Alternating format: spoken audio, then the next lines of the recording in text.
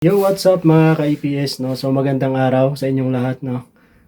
So ako nga pala si Wilbert, isang OFW dito sa bansang South Korea. And welcome sa aking YouTube channel. So ngayong araw ay sasama ko kayo at ipapakita ko sa inyo kung magkano nga ba yung mga bilihin dito sa South Korea, no? Magkano nga ba yung nagagastos namin sa pagkain dito sa South Korea bilang isang factory worker. So tara, samahan nyo ako. Magbabike lang ako ngayong araw. Let's go!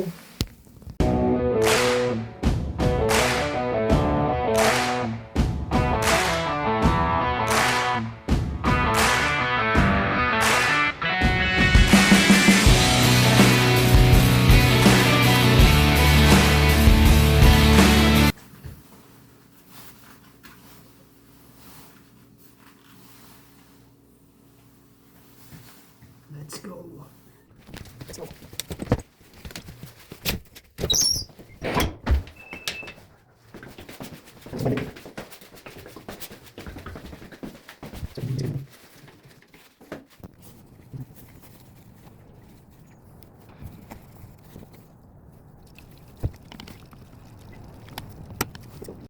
So yan, papakita ko sa inyo yung dinadaanan ko dito.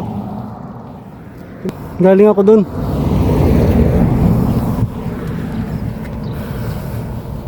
Hindi, bali dun ako sa mga matataas na building na yun pupunta.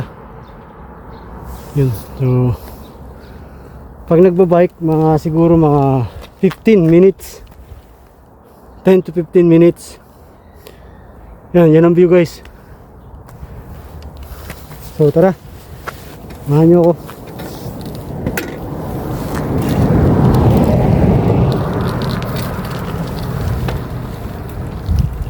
Unti lang yung dito paahon. Pagpapunta lang ako doon, yung lang yung paahon. Pero pagpabalik naman is puro palusong na.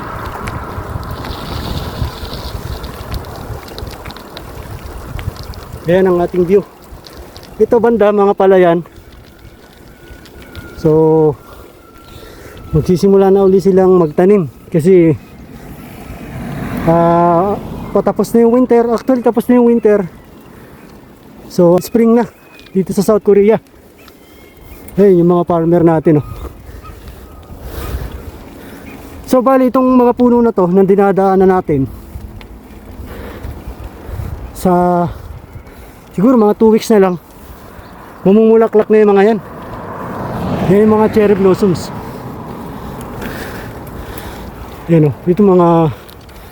Itong mga puno na to, hindi siya nasisira pagka winter, kahit winter. Matibay sila sa lamig.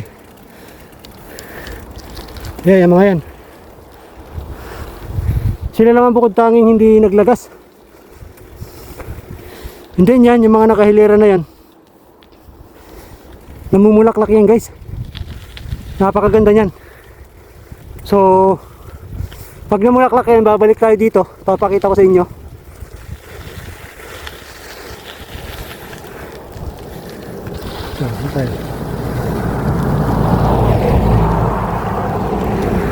May mga nakaparada dito sa bike lane. Ang kagandahan dito sa South Korea, may mga bike lane talaga. So kaya safe ka makakapag-bike.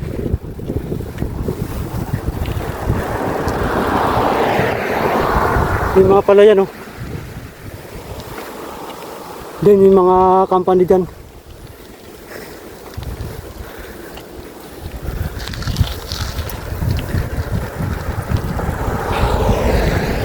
Ang ganda ng South Korea.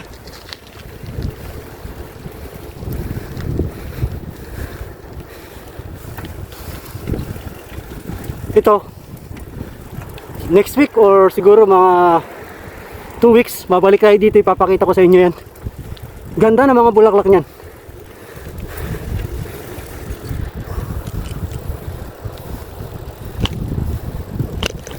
So pwede na tayo magbike kasi hindi na malamig. So pag ganitong oras, wala na, as in normal na lang, hindi na siya malamig.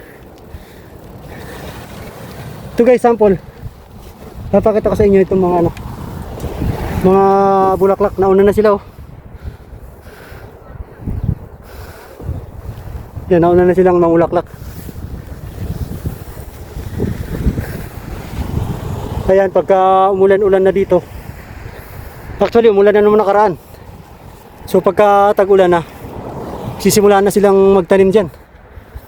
Yung mga yon, yung mga inihanda na nila yon para sa summer. So siguro may tanim na nga yun eh. Ayan naman mga vinyl house. Yan, yung mga habang yon, vinyl house yan.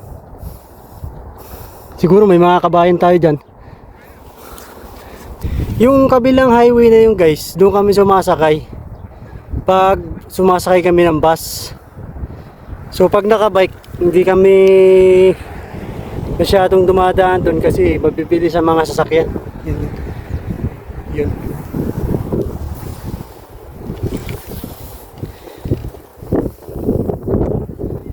So ayan, mga ka-eps. Ikaw na susunod, makakapunta ka na rito sa South Korea. Sipagan mo lang sa pag-aaral. At huwag kang susuko sa pangarap mo. Kagaya mo din ako dati. No, nangarap lang din. Pero ngayon, nandito na ako. 2 years na ako dito sa South Korea.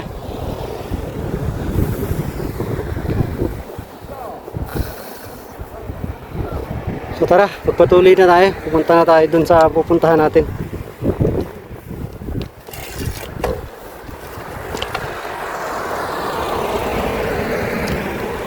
Kung mapapansin nyo, yung iba may mga bulaklak na. Ito, ibang kulay ito. Kulay pink. Pink na pink. Hindi yung iba kulay white. Ayan, may mga nagbabike na rin.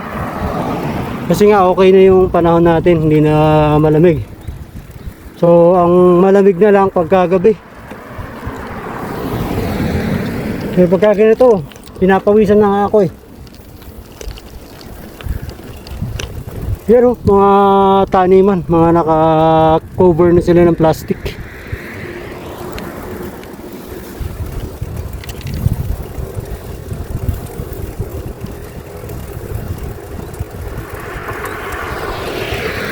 So ayan, shout out sa mga UPS aspirant natin dyan.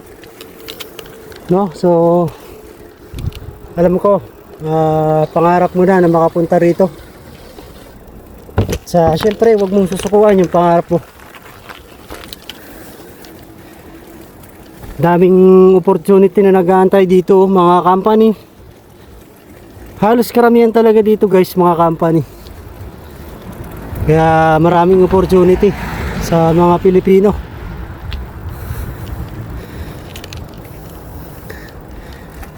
Ito pala may mga tanim na oh. May mga tanim na siya. Tumutubo na sila oh.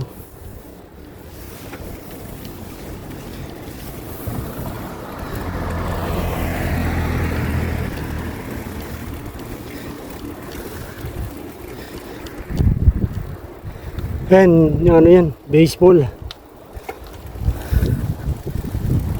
court. Din mga restaurant, mga nakatago dyan sa bandang yan. Mga kapihan. Mayaman sa kapihan yung Korea. Maraming coffee shop dito.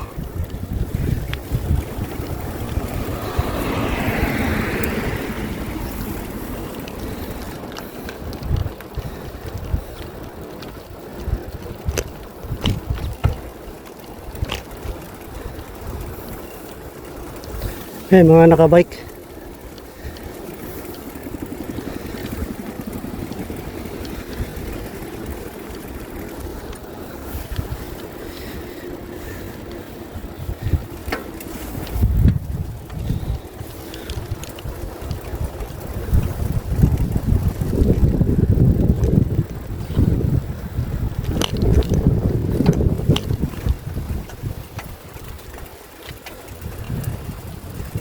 So ayan, nandito na tayo sa mart na binibilan natin ng mga gulay.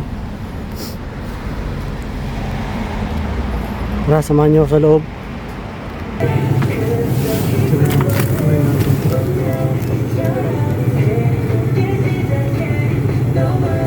Pechay.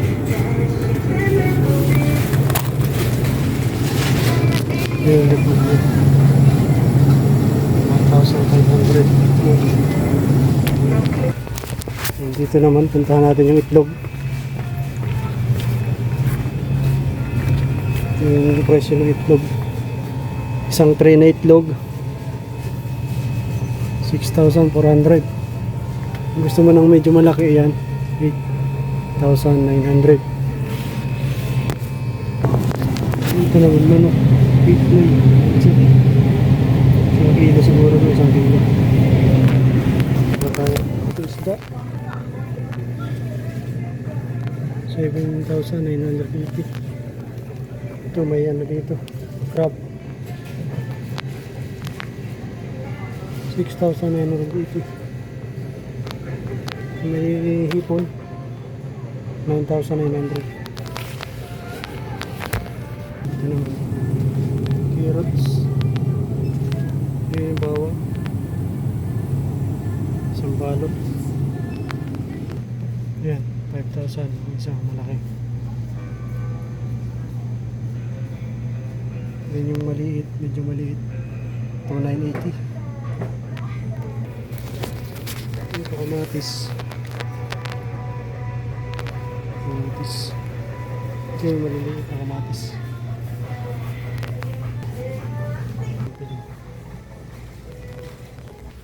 Tayo sa bigas, 63,000 yung 20 kilos.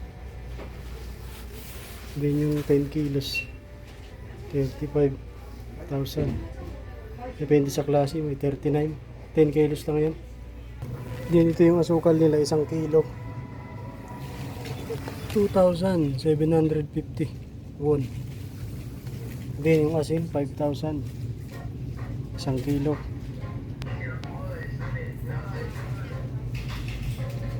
Ito asin.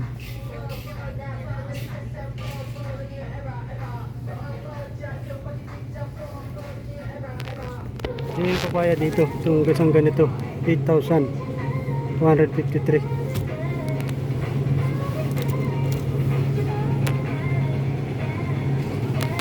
Papaya. Then ito tinapay, sliced bread, 3,800.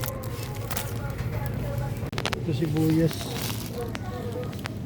unay, talong, 3,500. So ayan guys, so pauwi na tayo, ano. So yun nga po. So pinakita ko sa inyo yung mga presyo ng bilihin dito sa South Korea. So mahal po ang mga bilihin dito. Although malaki po ang sahod ng isang APS worker dito sa South Korea, pero mataas din po, malaki din po yung cost of living. And syempre nakadepende na po sa inyo kung paano kayo gumastos, paano kayo yung lifestyle nyo, kung ano ba yung mga kinakain nyo. So ako po, ang nagagastos ko po sa isang buwan, estimated ko po mga nasa 200,000 won sa pagkain po. So wala pa po dyan kung yung kapag lumalabas kami, nakakalabas kami, kumakain kami sa labas, kasi minsan hindi na kami nakakapagluto kasi busy sa trabaho. So kasama na po doon siguro po mga 200,000 won, no? So ayan, kaya sa mga EPS aspirant po natin, no?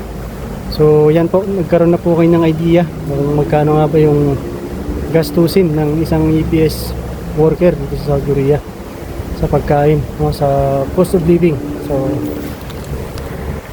So yan lamang po for today's video. So and syempre sa mga bago pa lamang po sa ating YouTube channel, so wag niyo pong kalimutang mag-subscribe at i-like ang ating mga video, i-share.